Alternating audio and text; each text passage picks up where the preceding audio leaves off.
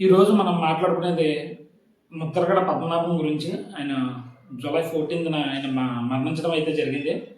So ఆయన గురించి video అయితే చేయాలనిపించింది. సో ఈ వీడియో ఎక్కడ స్కిప్ చేయకుండా చూడండి. ఆయన గురించి ఫుల్గా ఎక్స్ప్లెనేషన్ చేస్తాను. ఎందుకంటే మ్యాటర్ కొద్దిగా తగ్గించి చేశాను వీడియో, ఎందుకంటే లెంతీ వచ్చేస్తుంది. సో దాని గురించి అయితే నేను తగ్గించే చేశాను. స్కిప్ చేయకుండా చూడండి. ఒక వ్యక్తి తన జీవితంలో ఎన్నో పదవులు చేపట్టాడు. ఎమ్మెల్యేగా గెలిచాడు, మంత్రి పదవులు చేశాడు. కానీ ఇవన్నీ కంటే ఆయన ఒక పేరుతో గుర్తుపెట్టుకున్నారు ఈ ప్రజలు. కాపు ఉద్యమ నాయకుడు. ప్రభుత్వాలు మారినా, ముఖ్యమంత్రులు మారినా తన డిమాండ్ మాత్రం మార్చిన వ్యక్తి ముద్రగడ పద్మనాభం. కానీ అలాంటి నాయకుడి ప్రయాణం ఎలా మొదలైంది? ఆయన రాజకీయ జీవితం ఎందుకు అన్ని మలుపులు తిరిగింది? చివరికి ఆయన మరణం వరకు జరిగిన అసలు కథ ఏంటి? 1954 సంవత్సరంలో తూర్పుగోదావరి జిల్లా కిర్లంపూడి గ్రామంలో ఆయన జన్మించడం జరిగింది.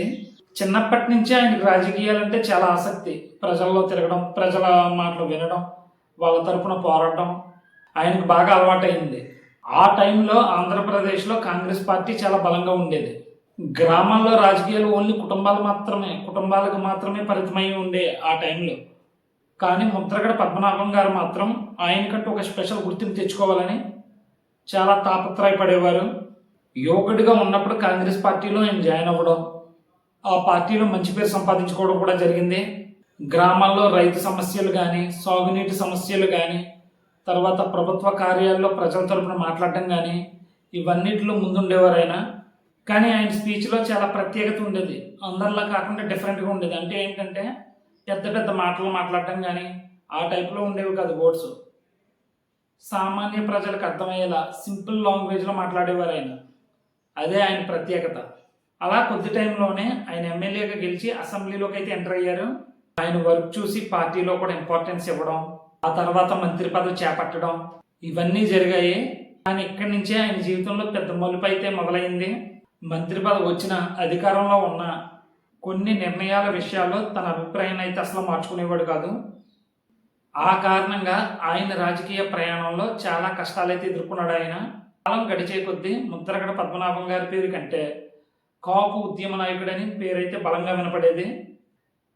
అసలు ఈ ఉద్యమం ఎందుకు మొదలైంది? కాపు రిజర్వేషన్ కోసం ఎందుకు అంతలా పోరాడారు? అక్కడి నుంచి ఆయన జీవితం మొత్తం మారిపోయింది. అన్ని పదవులున్నా ఆయన మనసులో ఒక ప్రశ్న మాత్రం ఎప్పుడు వెంటాడుతూనే ఉండేది.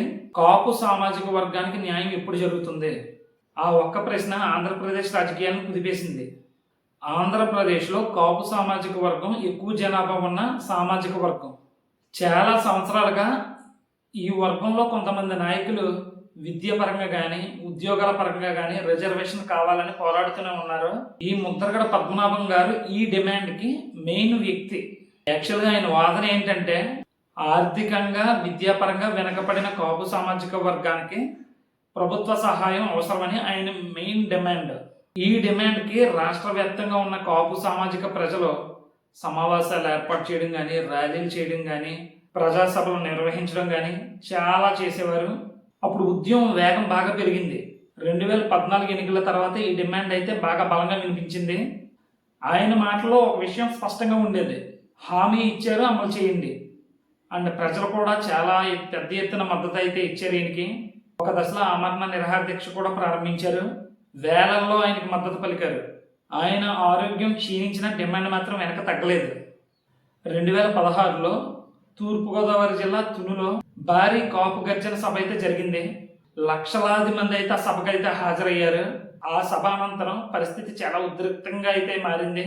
కొంతమంది ఏం చేశారంటే రైల్వే ఆస్తులను అయితే ధ్వంసం చేశారు. రత్నాచల్ ఎక్స్ప్రెసెస్ అయితే మొత్తం తగలబెట్టేశారు. అది దేశవ్యాప్తంగా చాలా హాట్ టాపిక్గా అయితే మారింది. ఈ సంఘటన వల్ల ఏం జరిగిందంటే ఈ ఉద్యమంపై చాలా విమర్శలు అయితే వచ్చాయి.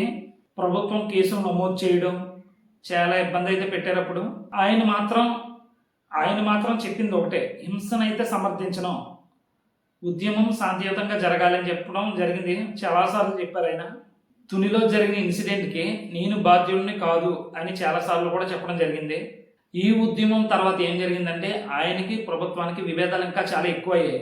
తర్వాత చాలా ఇబ్బందులు పెట్టడం, ఈయన ఫ్యామిలీని చాలా ఇబ్బందులు పెట్టడం కూడా జరిగింది. ఒకప్పుడు ప్రభుత్వాన్ని గట్టిగా ప్రశ్నించిన నాయకుడు చివరి దశలో ఆయన తీసుకున్న రాజకీయ నిర్ణయాలు చాలా మందిని అయితే ఆశ్చర్యపరిచాయి. ఆయన ఏంటంటే ఆయన నమ్మిన దాన్ని ఆయన ఫాలో అవ్వడం, వేరే వాళ్ళ మాటలు వినడం కానీ, వేరేలా చేయడం కానీ, ఆయన నమ్మిన దాన్ని గుడ్డిగా ఫాలో అవ్వడం. చివరి దశలో వైఎస్ఆర్ పార్టీలో జాయిన్ అయ్యారు ఆయన. తర్వాత వాళ్ళ డాటర్ అంటే వాళ్ళ కూతురు ఇలా జనసేనకి మొగ్గు చూపడం కానీ, ఆ తండ్రి కూతుర్లకి విభేదాలు రావడం కానీ ఇవన్నీ జరిగాయి. తర్వాత ఆయన ఏజ్ పరంగా ఆరోగ్యం క్షీణించడం, తర్వాత హైదరాబాద్లో చికిత్స పొందుతూ జూన్ 14, 2026 అయితే ఆయన మరణించడం జరిగింది. ఒక నాయకుడు వెళ్ళిపోవచ్చు కానీ ఆయన చేసిన ఉద్యమం కానీ, ఆయన చేసిన పోరాటాలు కానీ చరిత్రలో నిలిచిపోతాయి. ఆయన ఏ కాపు ఉద్యమం కోసం అయితే పోరాటం చేశారో, తర్వాత చంద్రబాబు గారి ప్రభుత్వం హయాంలో 5% రిజర్వేషన్ ఇస్తామని చెప్పడం జరిగింది. తర్వాత అది సెంట్రల్ గవర్నమెంట్లో అది ఆమోదన కావకపోవడం, వైఎస్ఆర్సీపీ ప్రభుత్వంలో కూడా 5% రిజర్వేషన్కి అయితే అది ఫుల్ఫిల్గా జరగకపోవడం, సో అదైతే అన్సక్సెస్ఫుల్ అయిందనే చెప్పొచ్చు.